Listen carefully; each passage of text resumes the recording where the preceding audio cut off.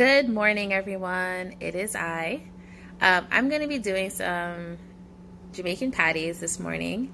Instead of being beef, I'm going to be doing a plant-based version with lentils and mushrooms as my meat. I'm also going to be using garlic, fresh thyme, scallion, red onion, and all these spices. The Himalayan sea salt will be used for the crust. The jerk seasoning will be used mostly to substitute for the whole Scotch hot pepper, so it's not too hot. Curry powder, which is mostly turmeric, for the crust as well to give it that yellow color. Oxtail seasoning, which will give more of those like pimento or allspice kind of flavors to it. It's really nice. And for my crust, I'm going to use cake flour, which does not have sugar in it. It's just a lighter flour compared to like wheat or garbanzo bean flour, which are the alternatives I've been using lately, but I want to use something a little bit lighter so it can be flaky. And I'm using solidified coconut oil as my fat for that flaky crust. I already have my cleaned and dried baking pan with my silicone baking sheet. And I'm gonna walk you through the process. No music this time, just gonna be me talking, but I wanna show you how I do things. A lot of my recipes actually come about by substitutions, just because I do eat more plant-based, even though I have occasionally been eating fish, but since I've been home for this self-quarantine, self-distancing thing, I've basically just been eating vegan. But I still want to make sure I cover all my bases in terms of food groups and make sure it's still nutritious and tastes very good, because we don't like eating out anymore. So stay with me. I'm going to show you how I make all this. So as I told you, the flour I'm using is cake flour. These are the ingredients. It's basically unbleached flour, wheat, barley, wheat starch, and those are some of the nutrition facts. If you hear a noise in the background, that's my husband. He's making the mass. So we have carbohydrates, but there's 0 total sugars and no added sugar. So it's basically just flour. And I don't have like measuring cups per se, but this is like a small bowl. If I was to guess, I would say this is about a cup to a cup and a half of flour. And I'm going to go ahead and add that to my bowl. Okay. And then I'm going to get my fat ready. To the flour, I've added 4 measuring tablespoons of my fat, which is the coconut oil. This one, Publix brand. And I'm going to clean my hands, of course, work that fat into the oil, then add my salt, my curry powder, and knead that together into a dough. Alright, so now we have our dough. The dough has the cake flour and the coconut oil, the salt, and the curry powder. In place of curry powder, you could just use plain turmeric. I use this one because I like the flavors that go with it. And this is what it looks like. I'm so excited because the last time I made this, it didn't even look nearly this color. I did add 1 full tablespoon of the curry powder. I'll just show you the ingredients on the back. Where do we have the ingredients? Right here. So there's turmeric as the first ingredient. It's mostly yellow. There's also coriander, cumin, salt, allspice, black pepper, garlic, and the rest we have going on there. I did use 1 full tablespoon, so I used very little, like a pinch of salt from the Himalayan sea salt, and I worked it in. I would say when it comes to the fat, you could probably use less fat. I was just putting in what I thought would be appropriate. I used 4 measured tablespoons. You could probably use 2, maybe use 3. Just kind of gauge it. For the water, I initially used maybe a little too much, so I had to add more flour, but I used up to right here for water. Okay, so like maybe 1/3 of this container, and I ended up adding more flour just to make it a little less wet, right? So this is not wet anymore. It's a little sticky, but it's basically a regular dough. So I'm gonna let this sit before I get started. I'm gonna work on my meat, in quotes. So this will probably sit for about 15 to 30 minutes. Room temperature. I'm just gonna cover it with a paper towel, and then I'll go on to the next part of the dish. All right, to my food processor, I've added 3 ingredients. There are, I don't know if you can see garlic, you probably can't see it, but I put all the mushrooms. There's the red onion and garlic. Since I have a small food processor, I'm going to do these in stages. I'm going to blend this up or chop it fine and then put it in this container.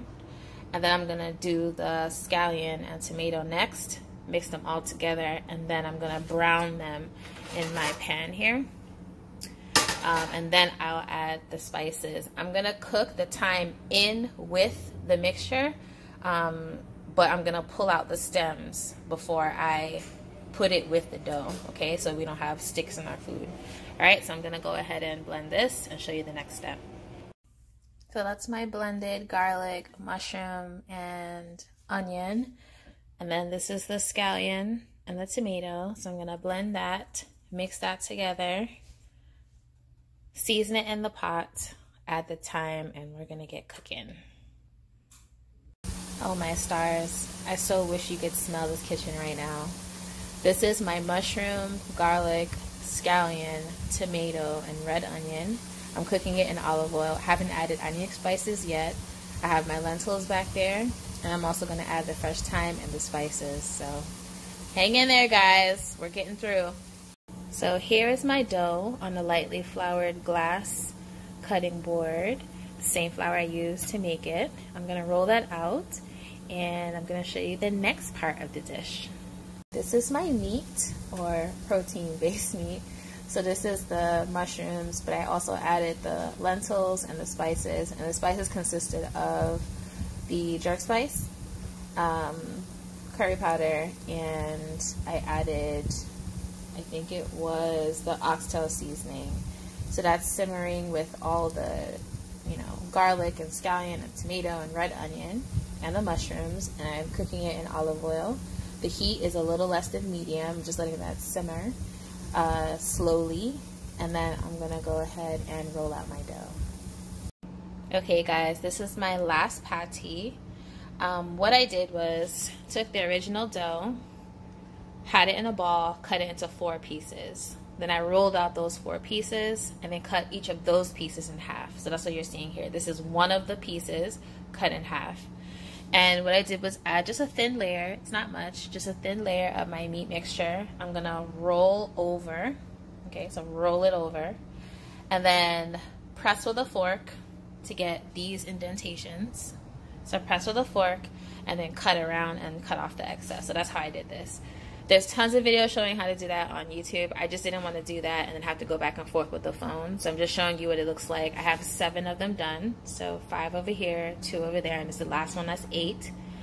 And I'm gonna roll this, press it, and cut it, and go ahead and put it in the oven. So stay tuned. All right, so I have put together all the patties. I put them on the baking dishes. I didn't want to overcrowd the pans, so I did a second one.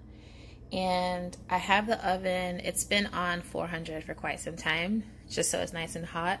So I'm going to put them in the oven, and I'll probably have them in there for about 30 to 35 minutes. The inside is cooked, I just want the dough to be cooked. I'm praying that it's flaky and delicious. It looks good so far. So yeah, let me pop them in there and show you the finished result. All right, everyone, the patties are done.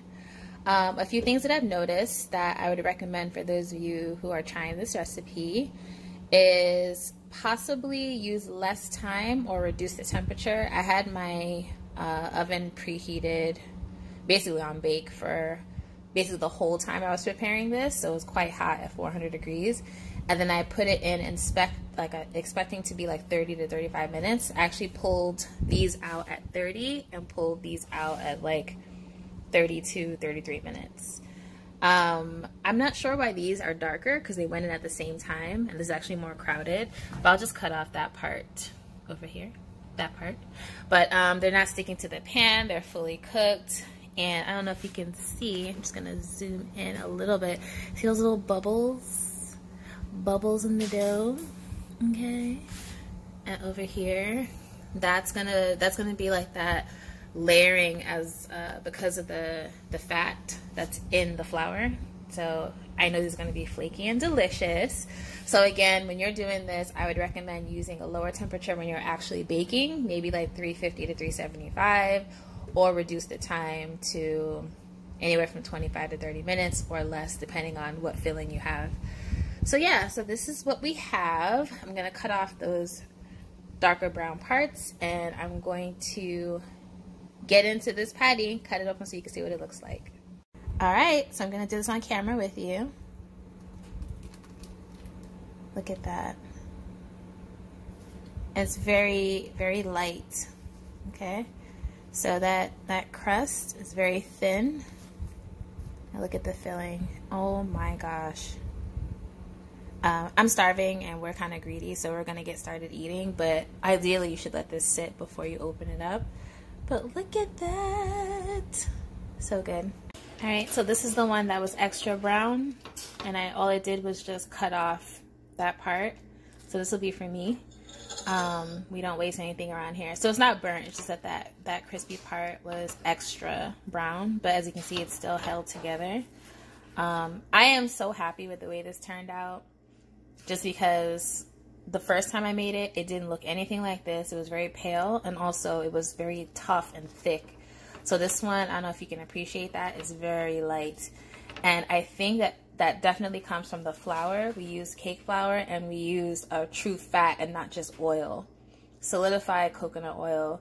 It doesn't taste like coconut at all. It just has that flakiness that you want, which is why you use fat with the flour, okay? So try this recipe. You will not be disappointed.